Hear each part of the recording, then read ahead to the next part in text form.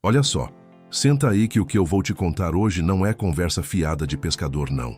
É a história do Alberto, um sujeito que, até pouco tempo atrás, era o retrato da calmaria em forma de gente. O Alberto é professor de história em uma escola pública ali para as bandas da Zona Leste de São Paulo. Um homem de seus 40 e poucos anos que sempre viveu naquela toada mansa, sabe? O tipo de pessoa que acorda cedo, passa o café no coador de pano para sentir o cheirinho invadir a casa e que não troca um livro de papel por esses aparelhos modernos de jeito nenhum. Mas o Alberto tem um segredo, ou melhor, uma ferramenta. Ele é apaixonado por um tal de Epicteto. Já ouviu falar? Era um escravo lá da Grécia Antiga que virou filósofo e ensinava que a gente não deve sofrer pelo que não pode controlar. O Alberto vivia com um livrinho desse tal de Epicteto no bolso da calça, igual gente que carrega terço ou amuleto. E mal sabia ele que esse livrinho ia ser o colete à prova de balas dele quando o mundo inteiro resolvesse apontar o dedo na cara dele. Tudo começou numa terça-feira de sol rachando. O Alberto estava lá na sala de aula, tentando explicar para o terceiro ano do ensino médio as complexidades da nossa história, falando sobre as feridas do Brasil, sobre as injustiças do passado. Ele estava empolgado, gesticulando, suando a camisa. No meio da explicação, ele estava citando um personagem histórico detestável, repetindo as falas absurdas que aquele homem dizia antigamente para mostrar para os alunos o quanto a gente precisava evoluir. Ele estava fazendo um papel, sabe? Uma encenação para a didática funcionar. Só que no fundão da sala tinha um moleque, o Enzo, sempre tem um Enzo, né? Que estava mais preocupado em ganhar seguidor no TikTok do que em aprender sobre o Segundo Reinado. O Enzo pegou o celular escondido debaixo da carteira e gravou só 10 segundos. Justo os 10 segundos em que o Alberto, com toda a veemência do mundo, repetia uma frase carregada de preconceito, mas que no contexto da aula era para ser um exemplo do que não ser. O vídeo cortava exatamente antes do Alberto dizer: "E é por isso, pessoal, que esse tipo de pensamento é um câncer na nossa sociedade." O Enzo, sem pensar no estrago, postou o vídeo com uma legenda bombástica. "Olha o que meu professor de história disse hoje em plena sala de aula. O racismo vive." Em questão de minutos, o vídeo já tinha 1000 curtidas. Em 1 hora, 10.000. Quando o Alberto chegou em casa, tirou os sapatos e foi esquentar a janta, ele não fazia ideia de que a vida dele tinha acabado de virar um liquidificador ligado no modo pulsar. O celular dele, um modelo antigo que ele mal usava para falar com a irmã e com a dona Dirce, a mãe dele, começou a vibrar em cima da mesa. Parecia uma britadeira. Plim, plim, plim, notificação de tudo que é lado. Ele achou estranho, pensou que fosse algum grupo de família dando parabéns para alguém atrasado, mas quando abriu o WhatsApp, tinha mais de 200 mensagens. Tinha gente xingando, tinha ex-aluno decepcionado, tinha colega de trabalho perguntando: "Alberto, o que foi que você fez, homem?" Ele abriu o link que mandaram e lá estava ele. O rosto dele, meio suado, a voz alta, dizendo as piores coisas possíveis, editado de um jeito que parecia que ele era o vilão de uma novela das 9. A internet não perdoa, né? É um tribunal onde o juiz é o algoritmo e o carrasco é quem digita mais rápido. Em poucas horas, o Alberto já tinha sido apelidado de o professor do ódio. A hashtag com o nome dele estava no topo dos assuntos mais falados do país. Tinha gente pedindo a prisão dele, gente querendo ir na porta da escola protestar, e até influenciador famoso, daqueles que têm milhões de seguidores, gravando vídeo com cara de choro, dizendo que não podemos tolerar esse tipo de monstro no sistema de ensino. Agora imagina a cena. Você está na sua casa sozinho e de repente descobre que milhões de pessoas que nunca te viram, que não sabem o seu sobrenome, estão te odiando com todas as forças. A maioria das pessoas ia entrar em pânico, ia chorar, ia começar a gravar um vídeo de desculpas gaguejando, tentando explicar o inexplicável. Mas o Alberto sentou na poltrona dele, aquela com o estofado meio gasto, e respirou fundo. Ele lembrou do que o Epicteto dizia: "Não são as coisas que nos perturbam, mas o julgamento que fazemos delas." Ele olhou para o celular, viu aquela enxurrada de ódio, de ameaça, de gente chamando ele de tudo quanto é nome feio e pensou: "Isso que eles estão dizendo está sob meu controle? Não. A edição que o menino fez está sob meu controle? Não. O que está sob meu controle agora é como eu vou reagir a isso." e a reação dele foi o que começou a deixar o Brasil confuso. Ele não desligou o celular e se escondeu debaixo da cama. Ele também não saiu xingando ninguém. Ele simplesmente preparou um chá de camomila, pegou o livrinho dele e continuou a leitura de onde tinha parado. Enquanto isso, lá fora, o circo estava pegando fogo. A diretora da escola ligou para ele aos prantos, dizendo que a Secretaria de Educação já tinha afastado ele preventivamente. Os vizinhos do prédio que antes davam bom dia começaram a cochichar no corredor. Alguém pichou racista na porta da garagem dele. A imprensa já tinha carro de reportagem estacionado na frente do prédio dele, com as luzes acesas, esperando o monstro sair para dar uma declaração. O telefone fixo dele tocou. Era um repórter de um grande jornal. Professor Alberto, aqui é o fulano de tal. O senhor viu o vídeo? O que o senhor tem a dizer sobre as acusações de que o senhor é um supremacista infiltrado na educação pública? O Alberto, com uma voz tão calma que parecia que estava falando sobre a previsão do tempo, respondeu: Meu caro, eu vi o vídeo. É uma peça de ficção bem editada. Mas se você quer saber o que eu tenho a dizer, eu digo que o sol nasceu bonito hoje e que eu pretendo terminar meu livro. O que as pessoas pensam de mim é um problema delas, não meu. Se eu cometi um crime, a justiça vai dizer. Se eu não cometi, a verdade vai aparecer. Até lá eu vou dormir o sono dos justos. O repórter ficou mudo do outro lado. Ele esperava um grito, uma defesa desesperada, talvez um choro de arrependimento. Mas aquela calma era irritante. O repórter desligou e escreveu a matéria. Professor acusado de racismo mostra frieza assustadora e desdém pelas vítimas. E foi aí que o cancelamento subiu de nível. As pessoas começaram a dizer que ele era um psicopata. Olha como ele não se abala, diziam no Twitter. Ele é um perigo, nem sente remorso. O Brasil, que está acostumado com o espetáculo do arrependimento, com as pessoas postando foto de fundo branco e texto de quem me conhece sabe, não sabia o que fazer com um homem que simplesmente não aceitava o papel de vítima e nem o de vilão. Naquela noite, o Alberto foi dormir cedo. Ele sabia que a polícia podia bater na porta dele a qualquer momento. Sabia que podia perder o emprego que tanto amava. Mas ele se perguntava: isso tira a minha capacidade de raciocinar? Isso tira a minha virtude? Não. Então, ele apagou a luz. No dia seguinte, a coisa ficou ainda mais feia. O vídeo já tinha chegado nos programas de fofoca da tarde. Aqueles apresentadores que gritam com a câmera estavam esgoelando o nome do Alberto. Esse homem tem que sair daqui algemado, gritava um deles batendo na mesa. E o país inteiro assistindo, comentando, destilando um veneno que parecia não ter fim. Foi quando o Alberto decidiu que precisava ir ao mercado. Ele não tinha mais pão e o leite tinha acabado.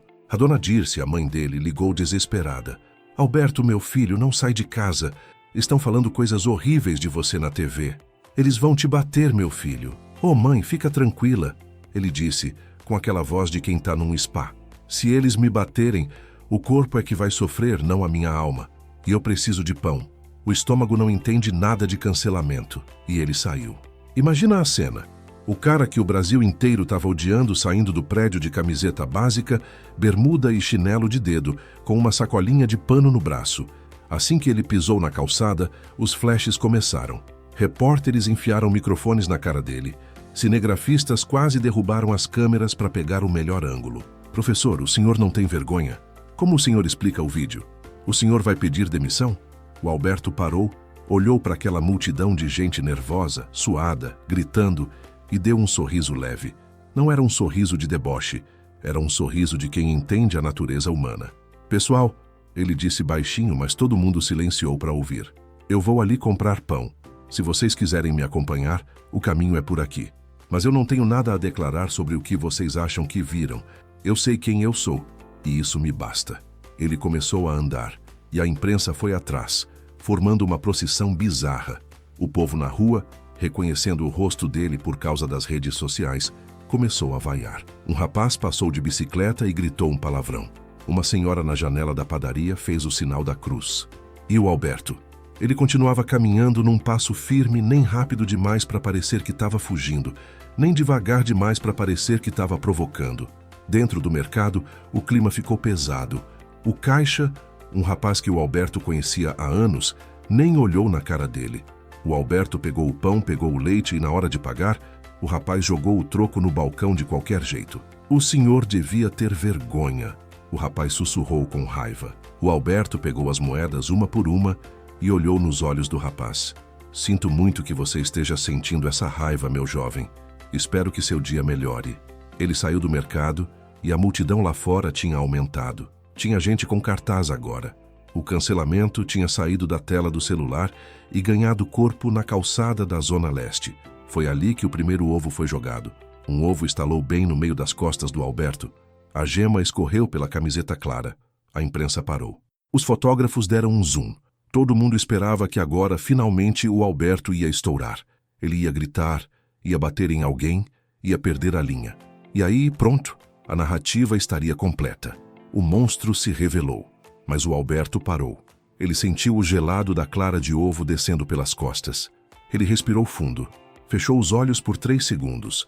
Ele estava lembrando de uma passagem do Epicteto que dizia que se alguém te insulta, essa pessoa só tem poder sobre você se você aceitar o insulto. E aí, ele fez o impensável. Ele tirou a camiseta ali mesmo no meio da rua. Ficou de peito aberto, sem vergonha do corpo de 40 anos que não frequenta a academia. Usou a parte limpa da camiseta para limpar o que deu nas costas, dobrou o pano sujo, colocou debaixo do braço e continuou andando. Sem dizer uma palavra, sem olhar com raiva para o agressor. Aquele gesto deixou todo mundo em choque. O silêncio que se seguiu foi mais alto que qualquer vaia. As pessoas se olhavam, confusas. Como assim ele não reagiu? Perguntavam nos comentários das lives que estavam transmitindo aquilo ao vivo para milhões de brasileiros. A hashtag mudou. Agora era o professor frio. Mas o que ninguém entendia é que o Alberto não estava sendo frio. Ele estava sendo livre. Ele tinha entendido que a opinião pública é como o clima. Um dia faz sol, no outro chove granizo. E não adianta você gritar com as nuvens. Você só precisa ter um bom telhado interno. Só que a internet é um monstro de muitas cabeças. E quando ela não consegue te quebrar pela raiva, ela tenta te quebrar pela dor. Enquanto o Alberto voltava para casa, as pessoas já tinham descoberto onde a irmã dele trabalhava, onde a mãe dele morava. O linchamento virtual estava se transformando em uma perseguição real, e o erro que ele não cometeu estava prestes a cobrar um preço que nem mesmo um estoico veterano poderia imaginar. O Alberto entrou no prédio, subiu o elevador e, ao entrar em casa, viu a luz do telefone fixo piscando de novo. Era a irmã dele, aos prantos. Alberto, eles vieram aqui na loja. Eles quebraram a vitrine, Alberto. Estão dizendo que a nossa família é uma família de lixo. O que está acontecendo? Pelo amor de Deus, pede desculpa, diz qualquer coisa, mas faz isso parar. Ali, naquele momento, o peito do Alberto apertou. Mexer com ele era uma coisa, mas mexer com os dele, ele olhou para o livrinho na mesa. Algumas coisas dependem de nós, outras não. O que a irmã sentia, o que os vândalos faziam, ele não podia controlar, mas ele podia controlar a próxima ação dele. Ele sentou, ligou o computador, que ele raramente usava, e viu que o vídeo original do Enzo já tinha 50 milhões de visualizações. O Brasil inteiro tinha uma opinião formada sobre ele. Ele era o assunto do almoço, do jantar e do café da manhã. Ele viu que o Enzo tinha postado outro vídeo, agora chorando, dizendo que estava traumatizado com o que ouviu na aula. O Alberto deu um suspiro longo. Ele sabia que a verdade era uma semente que demorava a brotar, mas a mentira era uma erva daninha, que crescia em qualquer fresta de asfalto. Ele decidiu que não ia gravar vídeo de desculpas, porque quem pede desculpas por algo que não fez está mentindo para si mesmo. Mas o que ele fez a seguir foi o que realmente quebrou a internet brasileira. Ele abriu uma live. Ele, que mal sabia mexer no Instagram, pediu ajuda para o filho do vizinho, um garoto que, ao contrário dos outros, ainda olhava para ele com dúvida e não com ódio. O garoto, meio receoso, montou o celular no tripé. "Tá gravando, professor", disse o menino. O Alberto olhou para a câmera. Em 5 segundos tinha 10 mil pessoas assistindo. Em 30 segundos, 100 mil. O Brasil parou para ver o monstro falar. E o que ele disse não foi um pedido de perdão. Não foi um ataque ao Enzo. E não foi uma explicação detalhada da aula. Ele olhou bem no fundo da lente e disse: "Eu não estou aqui para explicar o que vocês já decidiram que é verdade. Eu estou aqui para ler um capítulo de um livro." E ele começou a ler Epicteto. ao vivo, para 1 milhão de pessoas que queriam o sangue dele. Lembra-te de que não é quem te insulta ou quem te bate que te ultraja, mas a opinião que tens de que essas pessoas te ultrajam. Quando alguém te irritar, sabe que é a tua própria opinião que te irritou. Os comentários na live subiam numa velocidade que não dava para ler. Cínico, louco, ele tá debochando da nossa cara, respeita a dor do povo, mas tinha gente que, no meio do ódio, começou a ficar hipnotizada pela voz dele. Era uma voz tranquila, sem ódio, sem medo. Era a voz de um homem que estava em paz no meio de um furacão. A reação do Brasil foi de uma confusão absoluta. Uma parte achava que ele era um gênio do mal, um manipulador psicológico. Outra parte começou a se perguntar: espera aí, se ele fosse mesmo aquele monstro do vídeo, ele estaria agindo assim? A semente da dúvida foi plantada, mas o caos ainda estava longe de acabar. Porque enquanto o Alberto lia filosofia clássica para uma nação enfurecida, alguém em algum lugar de São Paulo tinha em mãos a gravação completa da aula. A gravação que mostrava o Alberto dizendo que o preconceito era um câncer. Só que essa pessoa não queria soltar o vídeo ainda. Ela queria ver até onde o Alberto ia aguentar. Ela queria ver o experimento social chegar ao limite. E o limite veio na manhã seguinte, quando a polícia bateu à porta do Alberto com um mandado de busca e apreensão e uma intimação para depor por crime de incitação ao ódio. O Brasil acordou com a imagem do professor sendo levado para a delegacia. Ele não estava algemado porque não tinha resistência, mas a imagem dele entrando na viatura era o que todo mundo queria. Parecia o fim da linha. Mas o Alberto, ao entrar no carro da polícia, olhou para o repórter que mais tinha gritado com ele no dia anterior e disse apenas uma frase: a verdade não precisa de defesa, ela só precisa de tempo. E ali, dentro daquela viatura, o Alberto fechou os olhos e começou a recitar mentalmente os versos que o mantinham de pé. Ele sabia que a parte mais difícil da tempestade ainda estava por vir e que o Brasil, em toda a sua confusão, ainda ia aprender uma lição que não estava no currículo escolar, mas que ia mudar a vida de muita gente que passa o dia inteiro com o dedo no gatilho do teclado. A viagem até a delegacia foi longa. O rádio da viatura estava ligado numa estação de notícias. O locutor falava: o professor Alberto acaba de ser detido.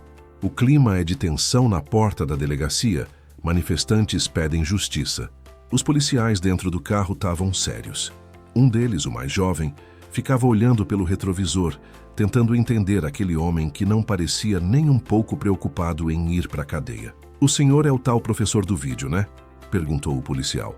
O Alberto olhou pela janela, vendo a cidade passar, vendo as pessoas nas paradas de ônibus olhando para os celulares, provavelmente consumindo o ódio contra ele. Eu sou o Alberto. O do vídeo é um personagem que criaram. São duas pessoas bem diferentes, oficial. O policial deu um meio sorriso, meio descrente. O senhor tem muita calma. Se fosse comigo, eu já estava quebrando tudo. E o que isso resolveria? Perguntou o Alberto com uma curiosidade genuína. Se eu gritar, o vídeo some? Se eu chorar, as pessoas param de me odiar? A única coisa que eu posso controlar agora é como eu me sento neste banco e como eu respondo às perguntas do delegado. O resto é vento. O policial ficou calado. Chegaram na delegacia. A multidão era enorme. O Alberto desceu da viatura e o som foi ensurdecedor. Vaias, gritos, barulho de vuvuzela. Alguém jogou um copo de água, que pegou no ombro dele. Ele nem piscou. Ele caminhou com a coluna ereta, um passo depois do outro, como se estivesse entrando na sala de aula para dar a melhor aula da sua vida. Lá dentro, o delegado era um homem cansado, com olheiras profundas. Ele botou o vídeo do Enzo para rodar na mesa. Professor, o senhor confirma que é o senhor neste vídeo? Confirmo, delegado, a imagem é minha, a voz é minha. O senhor admite que essas falas são criminosas? O Alberto deu um suspiro leve. Delegado, se o senhor pegar um livro de medicina e ler só a parte que fala das doenças, vai achar que o livro é uma apologia à morte. Mas se ler o livro todo, vai ver que ele é um manual de como salvar vidas. Aquele vídeo é uma página arrancada de um livro de 400 páginas. O senhor quer julgar a obra pela página ou quer ler o livro completo? O delegado cruzou os braços. O problema é que o país inteiro só leu essa página, professor, e eles querem uma resposta. A minha resposta é o silêncio e a espera. Eu não vou produzir provas contra mim mesmo, mas também não vou mentir. O senhor tem o depoimento do aluno que gravou? Temos. Ele diz que o senhor estava fazendo um discurso de ódio. O Alberto sorriu, com uma ponta de tristeza. O Enzo é um bom menino, só está deslumbrado com a fama instantânea. Ele não sabe o peso do que está fazendo.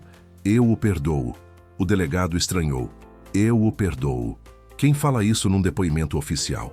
O escrivão parou de digitar por um segundo.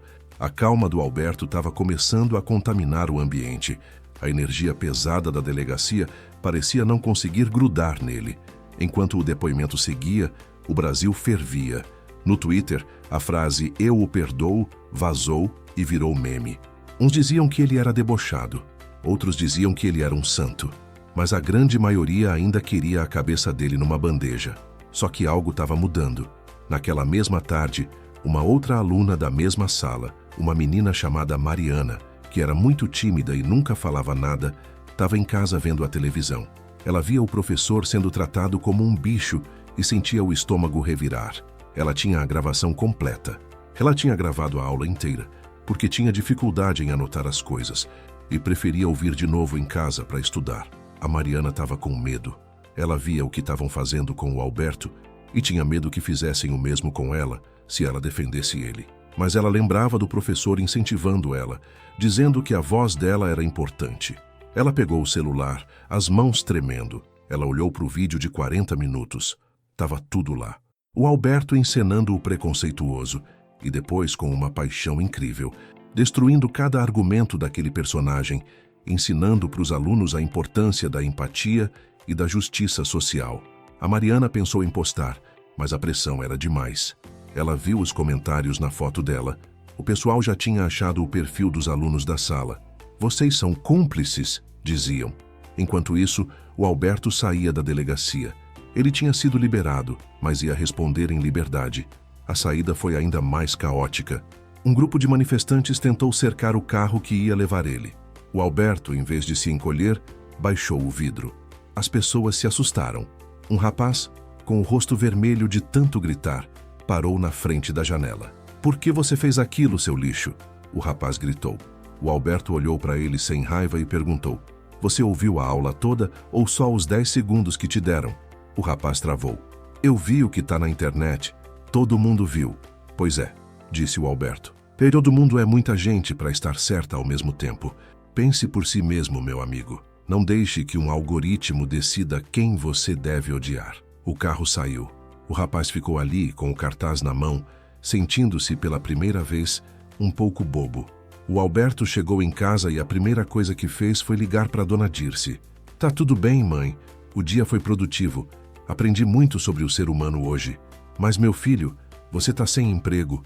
Sua casa tá pichada. O mundo te odeia. Como pode estar tudo bem? Mãe, se eu perder tudo, ainda me resta a minha capacidade de escolher como eu encaro isso. E se eu tenho isso, eu tenho tudo. Não se preocupe. A verdade é filha do tempo, não da pressa. Mas a pressa da internet não espera." Naquela noite, um grupo mais radical decidiu que a justiça da polícia era lenta demais. Eles se organizaram em grupos de mensagens. "Vamos dar uma lição no professor hoje à noite." O Alberto estava na cozinha lavando o prato da janta quando ouviu o primeiro barulho de vidro quebrando. Uma pedra tinha atravessado a janela da sala e estraçalhado o vaso de flores que ele tinha ganhado da última turma que se formou. Ele não correu. Ele não gritou. Ele secou as mãos no pano de prato, foi até a sala, viu a pedra no chão e os cacos de vidro espalhados. Lá fora, o coro de vozes gritava: "Sai pra fora, racista! Vem prestar contas!" O Alberto olhou para o buraco na janela. Ele sentiu o vento frio da noite entrar. Ele sabia que a situação tinha escalado para algo físico. Ele podia chamar a polícia, ele podia se esconder no banheiro. Mas ele fez o que Epicteto faria. Ele foi até a porta, destrancou as 3 fechaduras e abriu. Ele saiu na sacada do seu apartamento no primeiro andar, de frente para a multidão que carregava tochas improvisadas e celulares acesos. O silêncio caiu sobre a rua, um silêncio carregado de eletricidade.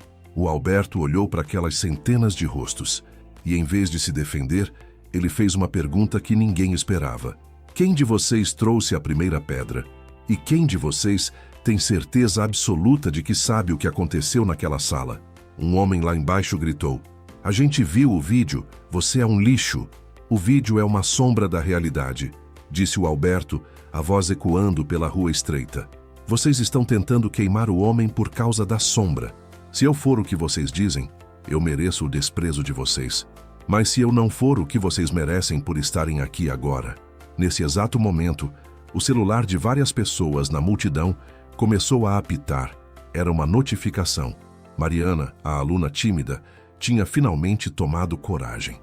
Ela não postou o vídeo no TikTok. Ela mandou para o maior canal de notícias do país e postou no YouTube com o título A Verdade sobre o Professor Alberto, a aula completa.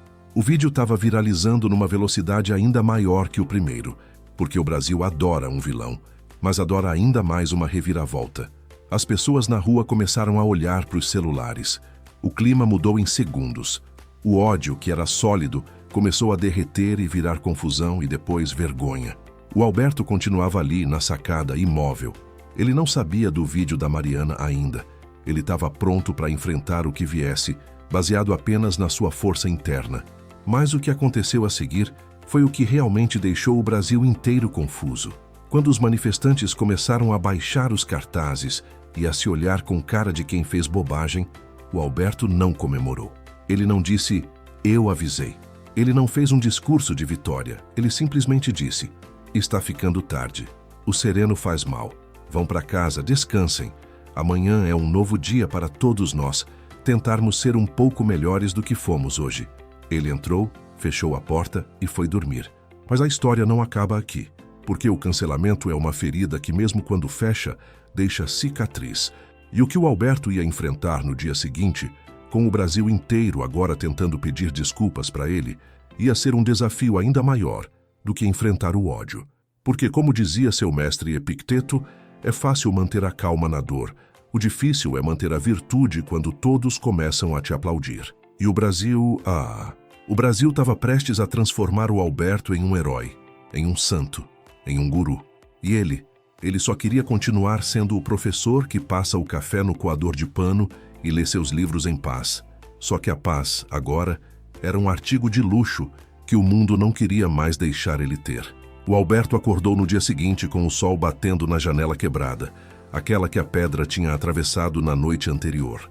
Ele se espreguiçou. Sentiu o corpo um pouco rígido. Afinal, não é todo dia que a gente encara uma multidão enfurecida na sacada de casa. E a primeira coisa que fez foi o que sempre fazia.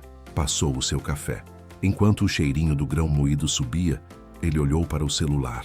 O aparelho parecia que ia explodir. Se no dia anterior eram mensagens de ódio, agora o tom tinha mudado completamente. Era uma coisa de doido, viu? O brasileiro, quando resolve pedir desculpa, ele exagera tanto quanto quando resolve odiar. Tinha gente mandando textão de 3 páginas, dizendo que chorou vendo o vídeo da Mariana. Tinha influenciador que 12 horas antes estava pedindo a prisão do Alberto, agora postando foto com fundo branco e dizendo, erramos, precisamos aprender com a serenidade desse mestre. O Alberto olhava aquilo e dava um risinho de canto. Ele lembrou de outra coisa que o Epicteto ensinava. Se dizem bem de ti, não te iludas. Se dizem mal, não te aflijas. Para ele, os aplausos tinham o mesmo peso que as vaias. Era um barulho externo. Mas a paz durou pouco, quando ele abriu a porta para buscar o jornal. Hábito que ele não largava por nada. Deu de cara com uma cesta de café da manhã gigante, cheia de laços, frutas e pães finos, deixada ali no corredor. Tinha um cartão. Do seu vizinho do 402. Perdão pela pedra, eu estava cego. O Alberto pegou a cesta, levou para dentro, mas em vez de se esbaldar no banquete, ele separou uns pães e pensou em levar para Dona Dirce, sua mãe. Ele sabia que aquela fartura toda não era fruto de carinho real, mas de culpa. E a culpa, meu amigo, é um motor potente, mas que engasga fácil. Lá pelas 10 da manhã, o interfone tocou. Era o síndico, com uma voz toda melosa, dizendo que tinha uma pequena multidão lá embaixo querendo falar com ele. Mas dessa vez ninguém tinha tocha. Tinham flores. Tinham cartazes escrito Por Justiça, para Alberto e Cassi, o professor que ensinou ao Brasil. A imprensa, que não perde a chance de girar a narrativa, já estava lá com as câmeras prontas para transformar o monstro no santo da Zona Leste. O Alberto desceu. Ele não se vestiu de gala, não botou terno. Foi de camiseta de algodão e a mesma sandália de sempre. Quando ele pisou na calçada, o barulho foi um estrondo de palmas. Gente que nunca tinha falado um bom dia para ele tentava abraçar o homem, tirar selfie, encostar no braço dele como se ele tivesse poder de cura. "Professor, dá uma declaração. Como é ser o homem mais amado do país hoje?" gritou uma repórter, quase enfiando o microfone no nariz dele. O Alberto parou, olhou para aquela gente toda e sentiu uma pontada de tristeza. Não por ele, mas por eles. "Ontem eu era o demônio, hoje eu sou um anjo", ele disse com aquela voz mansa que já estava ficando famosa. "Mas eu continuo sendo o mesmo Alberto, que gosta de café forte e de silêncio. Se vocês querem mesmo me homenagear, voltem para casa e leiam um livro. A opinião de vocês sobre mim mudou, mas eu não mudei nada. E se amanhã vocês resolverem me odiar de novo, eu também não vou mudar." O pessoal ficou meio mudo, sem saber se batia palma ou se achava ele estranho de novo. Aquela calma dele não era frieza, era uma liberdade que ninguém ali conseguia entender. O brasileiro é um povo passional. A gente gosta do grito, do choro, da emoção à flor da pele. E o Alberto era um lago de águas paradas no meio de um rodeio. Mas o grande teste veio à tarde. A diretora da escola, a dona Márcia, ligou para ele. A voz dela tremia. "Alberto, meu querido, você viu o vídeo da Mariana, né? Que coisa linda. Eu sempre soube que você era um profissional exemplar. A Secretaria de Educação já revogou o afastamento. Queremos você aqui amanhã, vamos fazer uma recepção com banda, faixa, e a imprensa toda vai cobrir sua volta triunfal." O Alberto suspirou. "Márcia, eu volto para dar aula. Não preciso de banda nem de faixa. Eu só quero que o quadro negro esteja limpo e que os alunos estejam dispostos a ouvir." "Mas Alberto, o Enzo..." A diretora hesitou. "O Enzo está sofrendo muito. O pessoal descobriu o endereço dele, estão ameaçando o menino. Ele está trancado no quarto, não quer comer. A família está desesperada. O cancelador virou o cancelado, Alberto. E o povo quer que a gente expulse ele da escola." Ali o coração do Alberto bateu mais forte. Ele sabia como era aquela dor. Ele sabia que o Enzo era só um moleque de 17 anos, que achou que o mundo era um videogame onde as pessoas não têm sentimentos. O Alberto não sentia um pingo de vingança. Pelo contrário, ele sentia que tinha falhado como professor se o aluno dele tinha chegado naquele ponto. "Não expulsem o menino", disse o Alberto. "Se vocês expulsarem o Enzo, a gente perde a chance de ensinar a lição mais importante dessa história toda. Eu vou aí amanhã, mas do meu jeito." No dia seguinte, a frente da escola parecia final de campeonato. Tinha carro de transmissão de TV, gente vendendo pipoca e uma fila de curiosos. Quando o Alberto chegou, no seu carrinho velho, o povo começou a gritar o nome dele. Ele passou por todo mundo, deu um aceno discreto e foi direto para a sala dos professores. O clima lá dentro era de velório de rico, todo mundo querendo ser amigo do defunto, mas com medo de ser cobrado. Colegas que tinham bloqueado ele no WhatsApp agora vinham oferecer café, perguntar se ele precisava de alguma coisa. O Alberto só sorria e dizia: "Tá tudo bem, gente. Vida que segue." Ele foi para a sala de aula, a mesma sala onde tudo começou. Os alunos estavam num silêncio que dava para ouvir o zumbido de uma mosca. A Mariana, a menina que postou o vídeo, estava na primeira fileira, com os olhos vermelhos de tanto chorar. O Alberto foi até ela e só colocou a mão no ombro da menina. "Obrigado, Mariana. Você teve coragem. A coragem é a base de todas as outras virtudes." Depois ele olhou para o fundão. A carteira do Enzo estava vazia. O Alberto não começou a aula falando de história do Brasil. Ele pegou o giz e escreveu no quadro uma frase de Epicteto: "Ninguém pode te ferir a menos que você consinta. Você só será ferido no momento em que acreditar que foi." "Pessoal", ele começou, olhando nos olhos de cada um. "O que aconteceu esses dias foi uma aula prática sobre a natureza humana. O mundo lá fora está pedindo a cabeça do Enzo. Estão dizendo que ele é um monstro, que ele destruiu a minha vida. Mas eu digo para vocês, o Enzo não tem esse poder. Ele só postou um vídeo.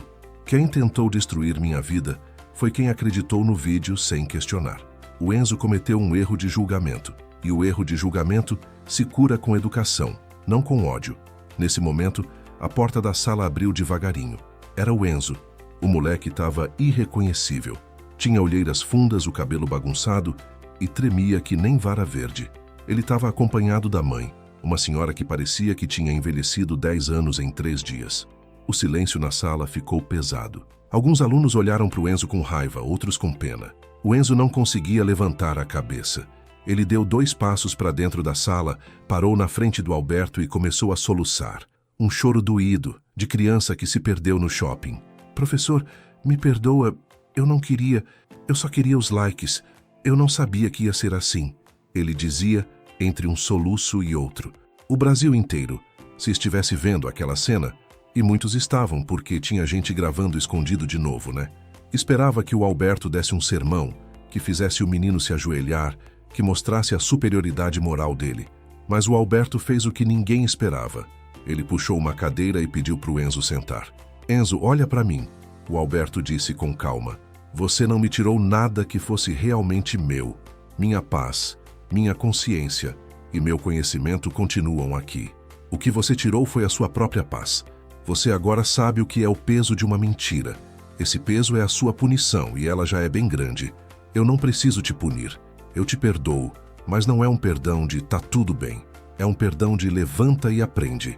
Você vai continuar nessa sala e a sua tarefa vai ser estudar o triplo de todo mundo. A mãe do Enzo desabou a chorar e tentou beijar a mão do Alberto. Ele não deixou. Não faça isso, senhora. Eu sou só um homem. O seu filho agora tem uma chance de ouro. Ele viu o fundo do poço e descobriu que o poço tem mola. Agora, Enzo, senta lá. Temos muito o que conversar sobre como a verdade é construída.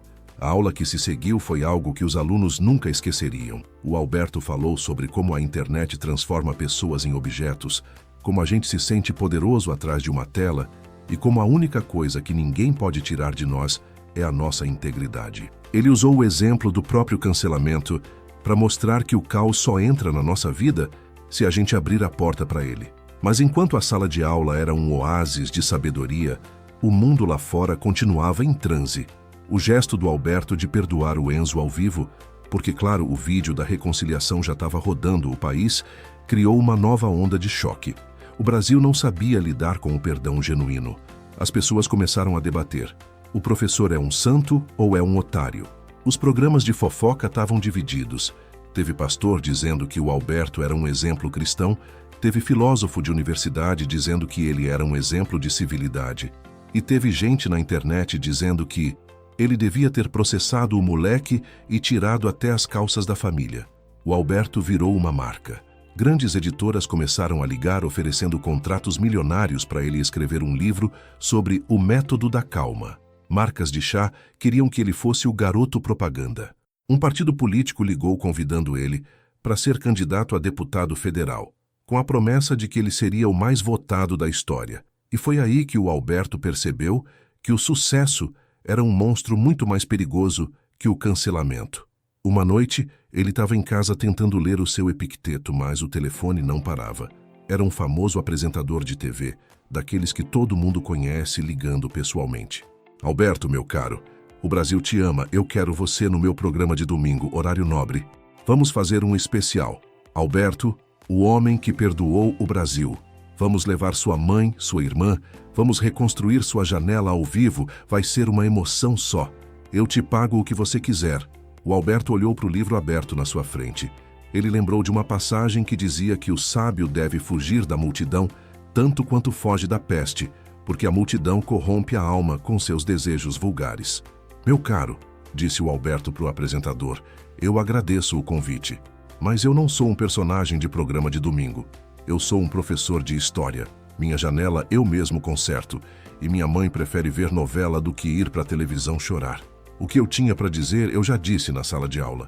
O resto é só vaidade. O apresentador ficou mudo. Ele não estava acostumado a ouvir não. Mas Alberto, você vai ficar rico. Você pode mudar de vida.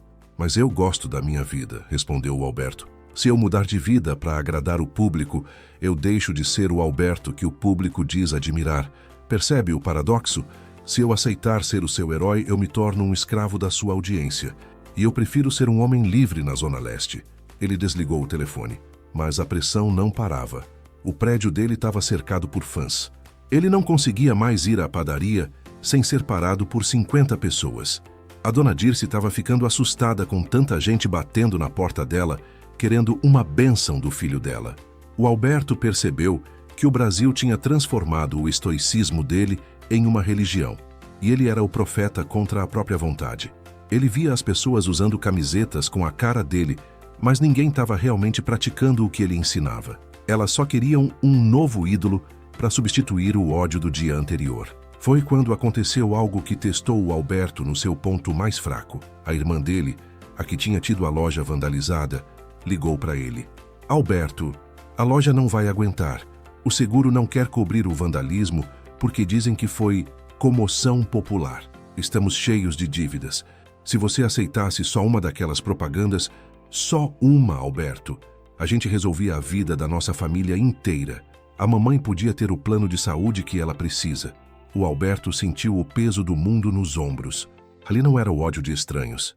Era a necessidade de quem ele amava. Ele olhou para o seu livrinho de bolso já gasto. Epicteto dizia que a gente deve cumprir nossos deveres com a família, mas nunca às custas da nossa alma.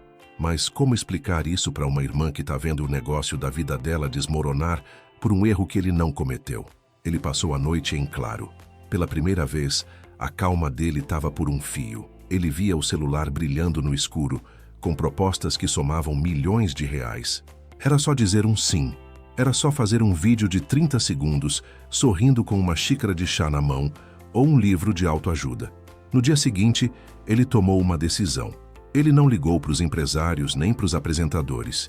Ele pegou o seu carrinho velho e dirigiu até a loja da irmã. Chegando lá, viu as tábuas de madeira pregadas onde antes ficava a vitrine. Entrou e viu a irmã sentada no balcão, com uma calculadora e um monte de boletos. Eu vou resolver isso, ele disse. Você vai aceitar o contrato da TV? Ela perguntou com os olhos brilhando de esperança. Não, disse o Alberto. Eu vou fazer algo melhor. Ele saiu da loja e foi até a praça central do bairro. Ele sabia que estava sendo seguido por alguns curiosos e por um carro de reportagem que não largava do pé dele. Ele subiu num banquinho de praça. Em 5 minutos, tinha uma pequena multidão em volta. Pessoal, ele gritou, vocês dizem que me admiram, né? Dizem que aprenderam muito comigo sobre calma e justiça. Sim, a multidão gritou de volta. Você é o cara, professor. Então agora eu vou testar essa admiração, disse o Alberto. Eu não quero o dinheiro de marcas e não quero a fama da TV. Mas a minha irmã perdeu o ganha-pão dela por causa de um erro que não foi meu, nem dela. Foi de vocês. Foi da pressa de julgar. Então, eu não vou vender nada. Eu vou apenas pedir que quem se sentiu tocado pela minha história ajude a reconstruir o que o ódio destruiu. Não para mim, mas para ela. E depois disso, eu peço um favor. Me esqueçam. Ele desceu do banco e foi embora. Ele não passou o link de vaquinha, não deu conta de banco. Ele só deixou o desafio no ar. O que aconteceu nas horas seguintes foi um fenômeno que sociólogo nenhum conseguiu explicar. As pessoas começaram a aparecer na loja da irmã dele, mas não era para tirar selfie. Era para trabalhar. Um pedreiro apareceu com sacos de cimento. Um vidraceiro trouxe uma vitrine nova. Gente que não tinha dinheiro apareceu para ajudar a limpar o chão, para pintar as paredes. No final do dia, a loja estava mais bonita do que antes do vandalismo. A irmã dele ligou chorando, mas dessa vez era de alegria. Alberto, eu nunca vi nada igual. As pessoas estão vindo aqui pedir desculpa e comprando tudo o que a gente tem no estoque. A gente vai conseguir pagar tudo e ainda vai sobrar. O Alberto sorriu sentado na sua poltrona, finalmente no escuro e no silêncio que ele tanto amava. Viu, minha irmã? A virtude atrai a virtude. Eu não precisei vender minha alma para a televisão. A gente só precisou dar às pessoas a chance de corrigirem o próprio erro. Parecia que a história ia terminar num final feliz de comercial de margarina. O Alberto tinha recuperado o respeito, a irmã estava bem, o Enzo estava aprendendo. Mas a internet não gosta de finais tranquilos. Enquanto o Alberto relaxava, achando que a tempestade tinha passado, um novo movimento começou a crescer nas redes sociais. Um grupo de pessoas, revoltadas com a perfeição do Alberto, começou a cavar a vida dele atrás de qualquer podre. Ninguém é tão calmo assim, diziam. Ele deve estar escondendo algum segredo terrível. E foi aí que encontraram algo. Um registro de 20 anos atrás. Um processo judicial envolvendo o Alberto quando ele ainda era um estudante universitário. A manchete que surgiu no Twitter à meia-noite foi como uma bomba. O passado sombrio do professor estoico. Alberto já foi preso. O ciclo estava recomeçando. E dessa vez o Alberto ia descobrir que o estoicismo dele ia ser testado não pela mentira de um aluno, mas pela verdade de um passado que ele tinha tentado deixar para trás. O Brasil, que tinha acabado de abraçar o professor, já estava com a mão pronta para dar o próximo tapa. E a reação do Alberto a essa nova onda ia ser o capítulo final de uma lição que o país nunca mais ia esquecer. Pois é, minha gente, se vocês acham que o brasileiro se cansa de uma fofoca, é porque não conhecem o poder de um fio no Twitter às 2 da manhã. O Alberto estava lá, finalmente sentindo o gosto do silêncio, quando a internet resolveu que o pedestal onde tinham colocado ele era alto demais e que estava na hora de ver o tombo. Professor Alberto já foi preso por agressão, diziam as postagens, acompanhadas de uma foto granulada, de 20 anos atrás, onde um Alberto bem mais jovem, de cabelos compridos e rosto vermelho de raiva, aparecia sendo segurado por 2 policiais militares. O tribunal da internet, que é mais rápido que qualquer juiz de carreira, já tinha dado o veredito. Hipócrita. O mestre da calma é, na verdade, um bicho solto, comentavam. A mesma galera que passou o dia pedindo desculpa, agora se sentia traída, como se o Alberto tivesse a obrigação de ser um santo imaculado desde o berço. A hashtag mudou de novo. Agora era a farsa do estoico. Imagina a cabeça do homem. Você acorda achando que a tempestade passou e descobre que tem um furacão novo batendo na sua porta. E esse furacão traz fantasmas que você mesmo já tinha enterrado. A dona Dirce, coitada, ligou para o filho chorando de soluçar. Alberto, eles acharam aquela história da faculdade, meu filho. Estão dizendo que você é um criminoso. O Alberto, sentindo aquele peso no peito que a gente sente quando o passado volta sem avisar, respirou fundo. Ele olhou para a foto no celular. Aquele jovem na imagem era ele, sim, mas era um Alberto que ainda não conhecia o Epicteto. Um Alberto que achava que o mundo se resolvia no grito e no soco. Os repórteres, que nunca tinham ido embora de verdade, só estavam esperando uma brecha, voltaram a cercar o prédio. Professor, o senhor mentiu para o Brasil? O senhor é um homem violento escondido atrás de livros? O Alberto não se escondeu. Ele desceu, mas dessa vez não foi para comprar pão. Ele pediu para um dos cinegrafistas ligar a câmera e perguntou se estavam ao vivo. O repórter, babando de vontade de ter um furo de reportagem, disse que sim. O Alberto olhou bem no fundo da lente. Ele não estava sorrindo, mas também não estava com medo. 20 anos atrás, ele começou com a voz firme. Eu fui preso. Eu era um estudante de história, cheio de certezas e com o sangue fervendo. Teve uma manifestação contra o fechamento de uma biblioteca popular. A polícia chegou, o clima esquentou e eu, achando que era o dono da verdade, avancei para cima de um oficial. Eu passei uma noite na cela, e foi a noite mais importante da minha vida. O pessoal em volta ficou num silêncio de igreja. Naquela cela, continuou o Alberto, eu encontrei um homem mais velho que tinha um livro caindo aos pedaços. Era o Manual de Epicteto. Ele me deu o livro e disse: Garoto, você está preso aqui porque não consegue controlar a sua raiva. Se você não aprender a governar a sua mente, o mundo sempre vai ser a sua prisão. Naquele dia, o Alberto Brigão morreu. Eu entendi que a violência é a arma de quem não tem domínio sobre si mesmo. Se hoje eu sou calmo, é porque eu conheço o monstro que eu posso ser e escolhi, todos os dias dos últimos 20 anos, não ser esse monstro. Ele fez uma pausa e olhou para os celulares que filmavam tudo. Vocês estão decepcionados porque descobriram que eu sou um ser humano que erra? Pois eu sinto dizer que eu vou errar de novo. A filosofia não serve para nos transformar em deuses, serve para nos ajudar a lidar com a nossa própria lama.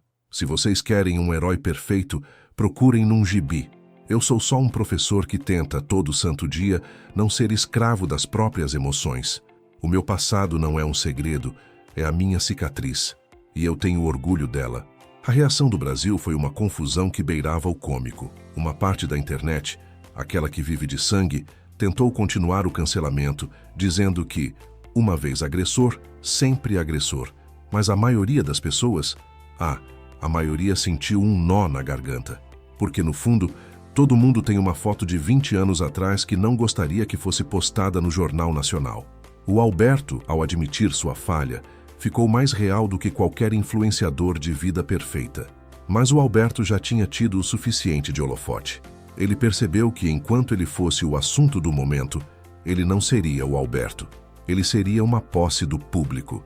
Então, ele fez o que qualquer pessoa que realmente entendeu o estoicismo faria. Ele saiu de cena. Ele pediu uma licença não remunerada da escola, pegou a dona Dirce, a irmã e os sobrinhos e se mandou para o sítio de um primo distante, lá no interior de Minas Gerais, onde o sinal de celular é um milagre que raramente acontece. O Brasil passou semanas procurando o professor. Tinha gente criando teorias da conspiração, dizendo que ele tinha sido sequestrado ou que tinha virado monge no Tibete. Mas o Alberto estava lá, debaixo de um pé de manga, descascando laranja com um canivete e ouvindo o barulho do ribeirão. Ele deletou as redes sociais que mal tinha aprendido a usar. Ele não queria saber de contrato de livro, de propaganda de chá ou de política. Ele queria o que o Epicteto chamava de ataraxia, a tranquilidade da alma que não depende de nada exterior. O Enzo, o moleque que começou tudo, acabou se tornando o maior defensor do Alberto. Ele criou um grupo de estudos de filosofia na escola e toda semana mandava uma carta de papel mesmo, com selo e tudo, para o endereço que ele conseguiu com a diretora. O Alberto respondia todas, sempre com uma frase curta e um conselho de leitura. O Enzo aprendeu que um clique pode destruir um homem, mas que a verdade, se tiver tempo para respirar, reconstrói qualquer ruína. Um ano depois, a poeira finalmente baixou. O Brasil já tinha cancelado outras 10 pessoas, já tinha amado e odiado outros tantos heróis de internet. O Alberto voltou para São Paulo. Ele voltou para sua salinha de aula na Zona Leste, para o seu café no coador de pano e para o seu prédio com a janela já consertada. Na primeira aula do ano, a sala estava lotada. Os alunos novos olhavam para ele com uma curiosidade respeitosa. Ele entrou, colocou a pasta em cima da mesa, pegou o giz e olhou para o quadro. Ele pensou em falar sobre o que aconteceu, sobre os milhões de seguidores, sobre as pedras e as flores. Mas aí, ele lembrou que o tempo dele no palco tinha acabado e que a vida de verdade acontece no agora. "Bom dia, pessoal", ele disse, com aquele sorriso manso de quem não deve nada para o mundo. Abram o livro na página 42. Hoje vamos falar sobre como as civilizações antigas lidavam com as crises. Porque, como vocês vão ver, o mundo sempre parece que vai acabar, mas ele continua girando. E o que importa não é o tamanho da tempestade, mas como você segura o leme do seu próprio barco. A Mariana, que agora era monitora da turma, sorriu lá do fundo. O Alberto abriu o seu livrinho de bolso. Leu uma última frase em silêncio. A felicidade e a liberdade começam com a clara compreensão de um princípio. Algumas coisas estão sob nosso controle e outras não. Ele fechou o livro, guardou no bolso e começou a dar a aula. Dizem que, até hoje, se você passar por aquela escola na Zona Leste e ouvir um silêncio incomum vindo de uma das salas, é o Alberto ensinando para a molecada que o maior poder que um ser humano pode ter não é o de ser amado por milhões, mas o de não ser escravo de ninguém, nem do ódio, nem do amor e nem da própria vaidade. O Brasil continuou confuso, barulhento e caótico, como sempre foi. Mas dentro daquela sala e dentro do peito do Alberto, o mundo finalmente estava em paz. E no final das contas, minha gente, é só isso que realmente importa, não é não? De 1 a 10, que nota você daria? Deixe nos comentários. Assim saberei que chegou até o final e o quanto esta história emocionou você. E se ainda não fez, deixe seu curtir, inscreva-se no canal e compartilhe este vídeo com quem aprecia histórias com lições de vida. Obrigado por estar aqui e até a próxima.